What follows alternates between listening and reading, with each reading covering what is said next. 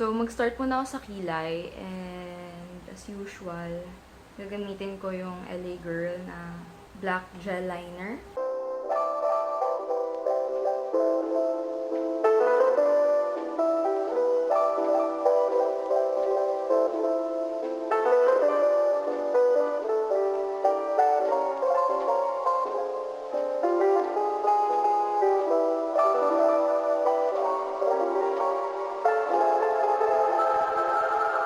Yan. So, tapos ko na yung eyebrows and lilinisin ko na siya.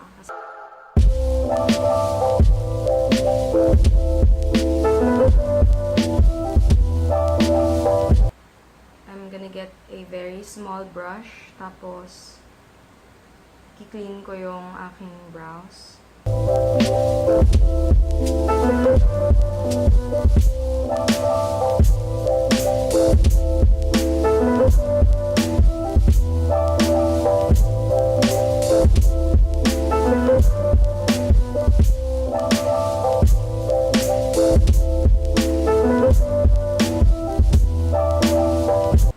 So, once I'm happy with the coverage sa eyelids ko, isa-set ko na siya with a loose powder. And then, I'm using this Nichido final powder.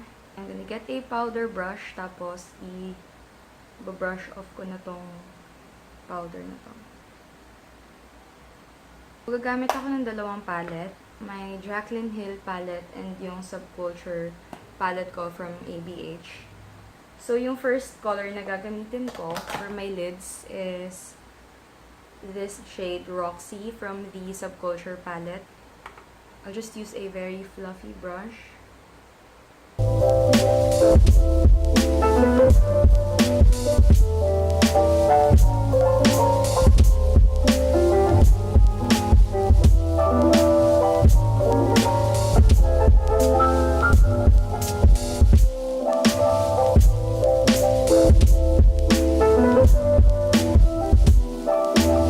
Yung next color na gagamitin ko is this color from the Jaclyn Hill palette. Ayan.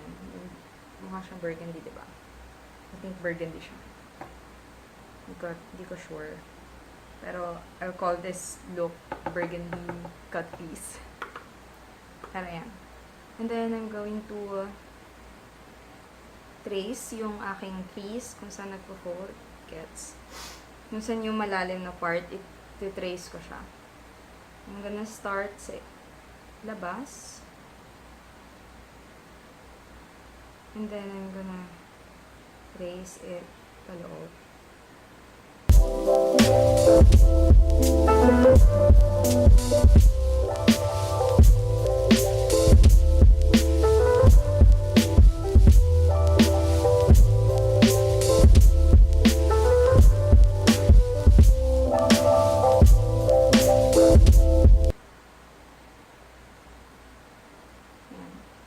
So, yan na na-trace out ko na siya.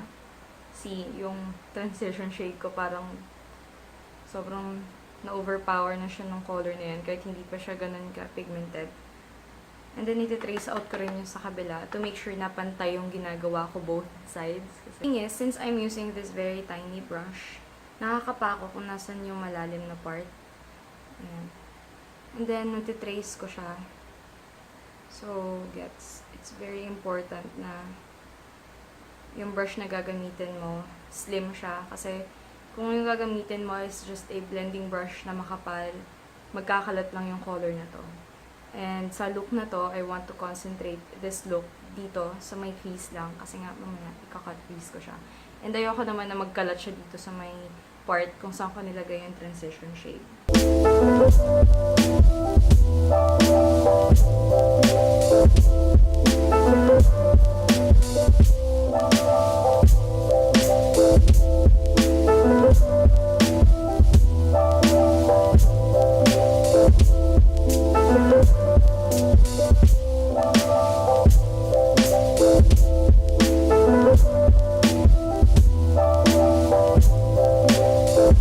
nakakalat siya tingnan. Pero, trust the process.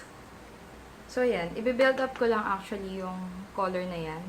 Saka ako magdadagdag ng very dark color. And then, i-blend ko ulit siya together with the transition shade. So, mag-build up lang ako ng color. Okay?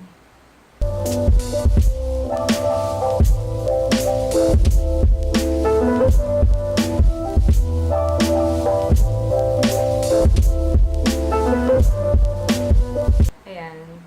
Looking very rough. Kunin ko ulit yung cube kanina.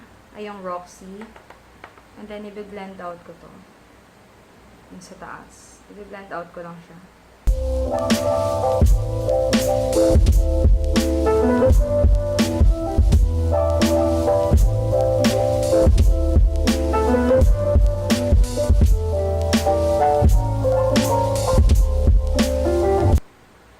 Yan. And then, from this, again, palette, the shade All Star.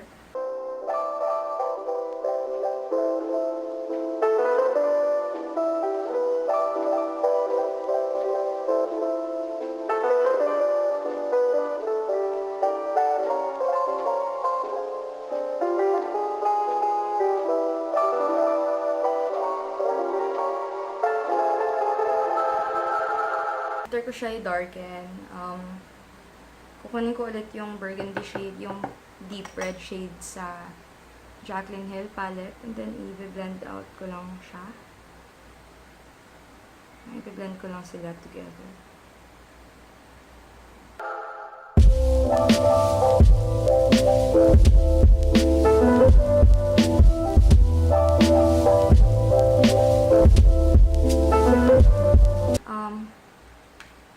Kukuha ako na itong angled brush.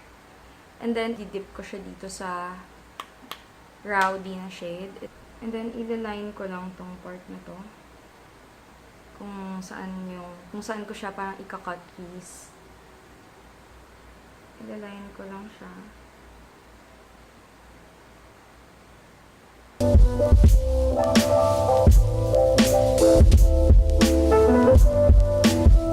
Hindi ko na siya isasagad siguro dito sa may unahan. Ito lang, hanggang dito. Kung saan nag-e-end yung aking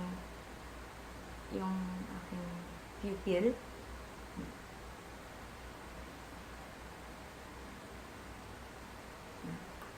So, yun siya. And then, yung pinaka-last brush na ginamit ko, i-blend ko siya.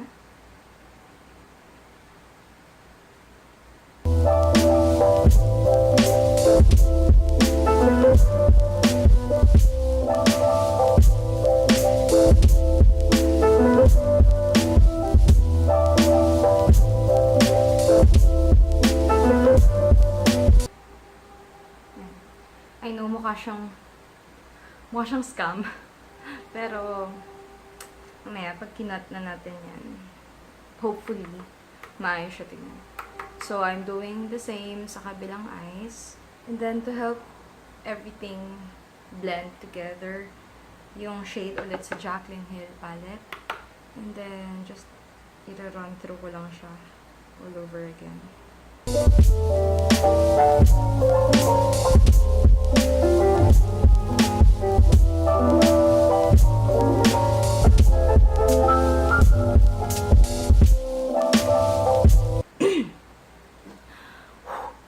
So, after nyan, i-cut crease ko na siya, finally. Sana maayos tignan, diba? Just gonna use a concealer. And then, the small concealer brush na ginamit ko kanina sa pag-clean ng aking eyebrows.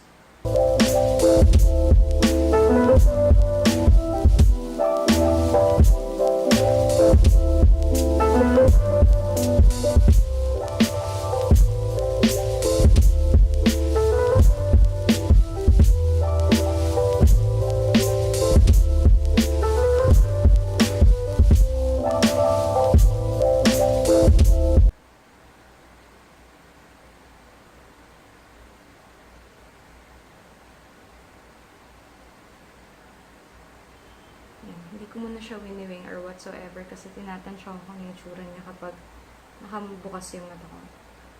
So, mukhang kulang pa. I will add dito sa dulo.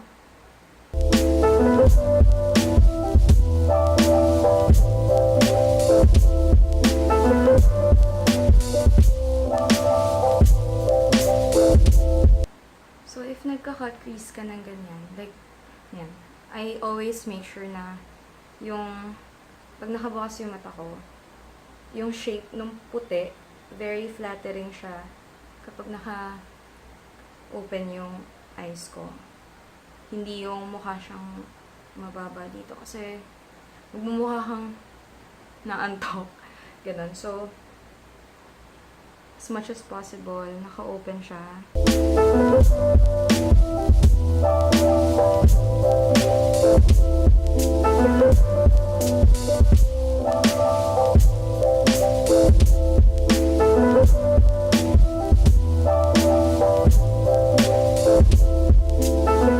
So, bali, ang conclusion is, lahat ng ginawa ko kanina, ito na lang yung natira. So, ganyan talaga.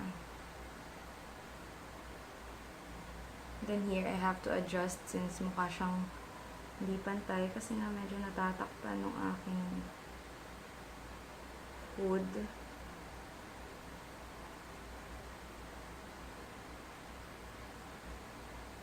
So, I have to cut it out habang nakadilat ang aking mata. Ayan. So, I think that's good. And then, kuha ako ng brush like this.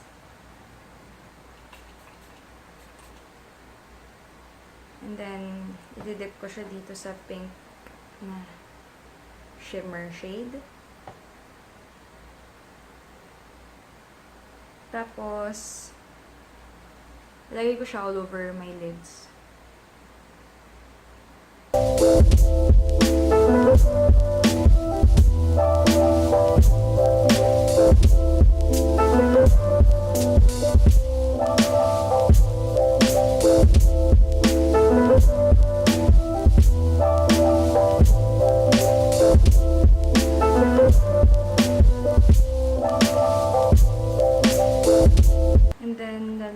Mag-a-add ako ng parang light na shade, which is itong pink na katabi, para mas mag-brighten yung harap kaysa dun sa gitna. See?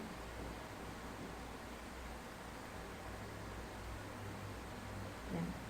And then, syempre, isasagad ko na siya. So, lalagyan ko na yung part dito ng parang shimmery shade na red, which is this one, para ombre effect siya.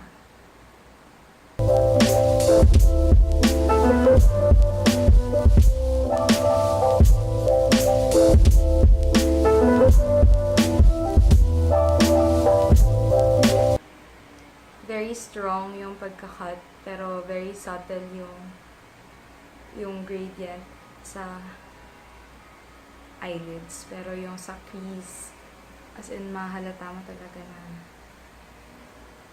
there's something there. See, it's very bright, and then pa-dark siya ng pa-dark. Pero it's very subtle, unlike kapag gumamit ako ng matte eyeshadow dito sa eyelids.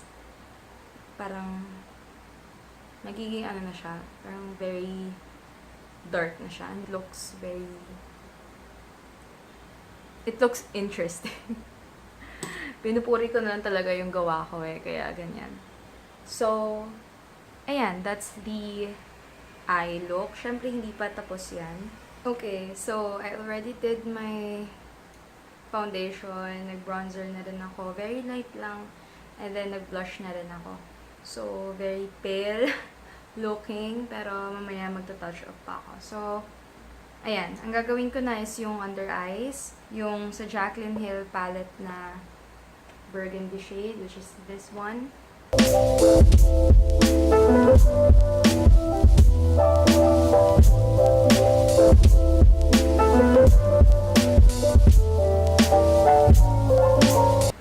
shimmery shade kanina, yung ginamit ko dito, which is ito. Itong pink na yan. Gagamitin ko na siya and ilalagay ko na siya sa may inner corners ko. And since parang sobrang magkalayo yung aking mata, parang lalo ko pa siyang nilalakihan instead of focus lang siya sa isang point. Parang kinakalat ko pa siya kasi nga medyo malayo yung aking mata sa isa't isa plus yung pagkapango ko pa. Kaya mukhang malayo talaga siya tignan. Nalagay ko siya dito din sa lower part para mukha siyang pag-ganon, pa letter C. After nyan, dagdagan ko pa ng mas dark yung dito sa gilid. Ito rowdy.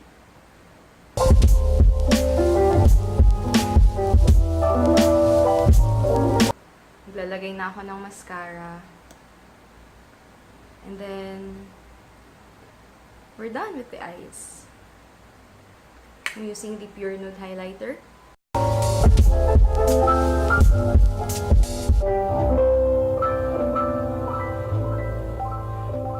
And then after nyan, of course, lips. For the lips, I'm going to use this Infallible Pro Matte Gloss.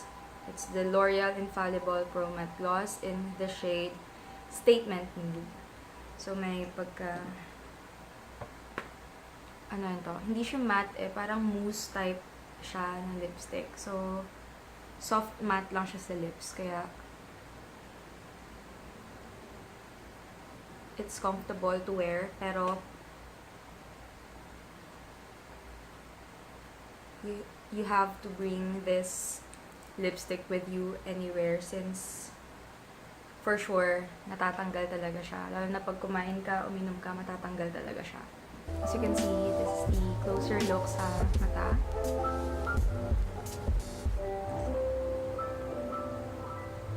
Yeah. So this is the final look and I really hope you guys like what I did. And I will see you again on my next video. Bye!